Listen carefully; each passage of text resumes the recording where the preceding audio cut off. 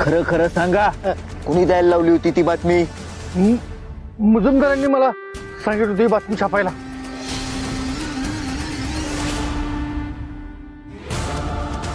मुजुमदारांनी? बघितलं, ऐकलं का? मुजुमदारांनी सांगितलं होतं त्यांना. आता मुजुमदार हेच नाव घेतलंस तू? नाही नाही नाही, मी कुठं काय बोललो? नाही काय मी कुठं काय म्हटलंय? काय कुणाच काय? आता तुम्ही स्पष्ट शब्दात म्हणलात की मुजुमदारांनीच ही बातमी छापायला लावली होती म्हणून. हा, मी कुठं मुजुमदाराचं नाव घेतलंय? अहो, त्यांनी नाही सांगितली बातमी छापायला मला. हो हो दादा, आता उगाच शब्दांचे खेळ करू नका. अहो तुम्ही आता बोला ना की मुजुमदारांनी सांगितलं म्हणून. नाही नाही, अहो मी असं बोललो ए! नाही. अहो नाही हो. सांगतो नाही, खरं का लावू एक परत काढा अहो नाही नाही हो. अहो नाही, मी नाही म्हटलं. अहो हे, नाही नाही.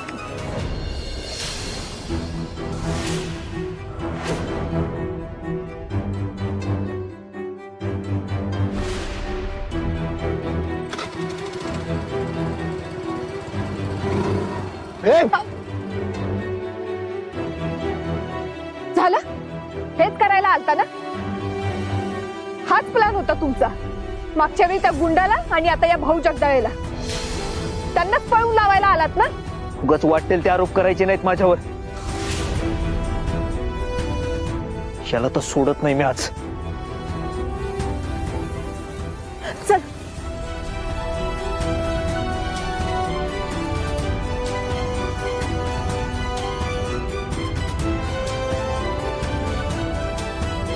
पटकन चल परत.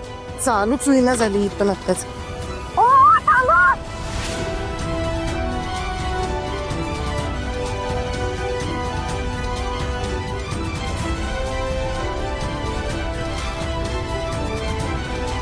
अरे भाच्या भाच्या भाच्या. चल येईल ना लवकर ती. येईल ग.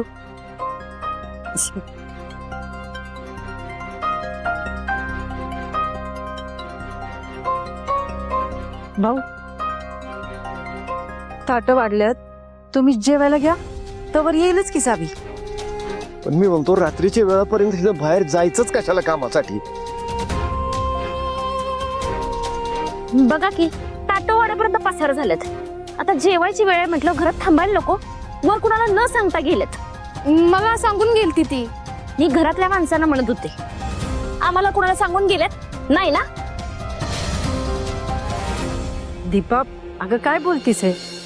ती काय या घराला परकी आहे होय? मग तिनं कशाला जाऊ द्यायचं? अवाई मला काळजी वाटते म्हणून बोलायला लागले मी. आता असं रात्रीच्या वेळी पुरुषाच्या जातीला बाहेर थांबणं बरं दिसतंय का? हा, चांगलं नाही ते. दीपा, केवळ पोरीची जात आहे म्हणून तिने संध्याकाळी 7 वाजेच्या आत घरी यायला पाहिजे या विचाराला थारा देणारा मी नाही. माझं म्हणणं फक्त एवढंच आहे, अगदी रात्रीच्या वेळेपर्यंत कामं आणायचीच कशाला? जेवणाच्या वेळेला जेवण सोडून रात्री कामासाठी बाहेर जायचं असं कशाला पाहिजे? जाताना व्यवस्थित निरोप तरी देऊन जायचा की नाही, या गोष्टीवरती रोष आहे माझा. तेच तर भाऊ, तेच म्हणते मी पण. कामासाठी असं तहान भूक विसरून रात्री अपरात्री बाहेर जायचं नाही. वंसन मध्ये डेअरिंग आहे बघा. चांगलं आहे म्हणा ते.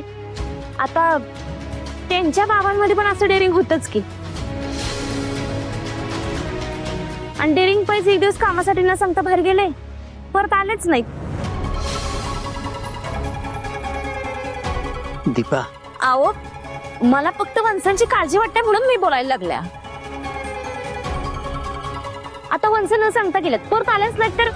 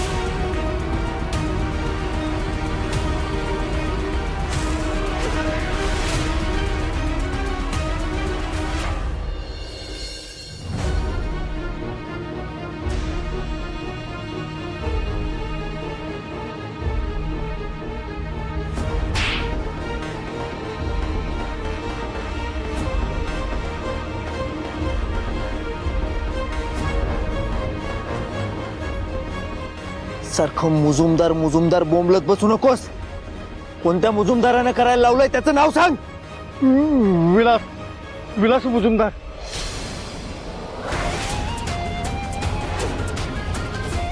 माझ्याशी खोटं बोलायचा प्रयत्नही करू नकोस.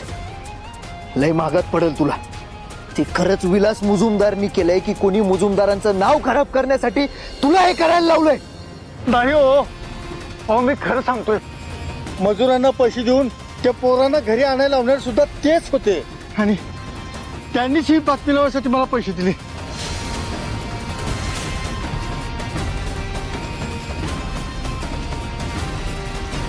पराग, या सगळ्याचा व्हिडिओ बनवलायस ना? हा. मला सेंड कर. तुम्हाला खरंच काय माहित नाहीये का उगाच नाटकी करताय?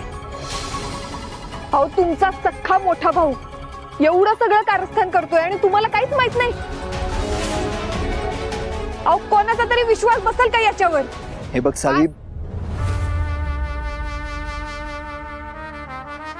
आता रंगे हात आणि पुराव्यानिशी आरोपी तुमच्या समोर आहे. परत असले फुकटचे आळ आमच्यावर घ्यायचे नाहीत. पराग, व्हिडिओ पाठव यांना. हा पाठवलाय. चल.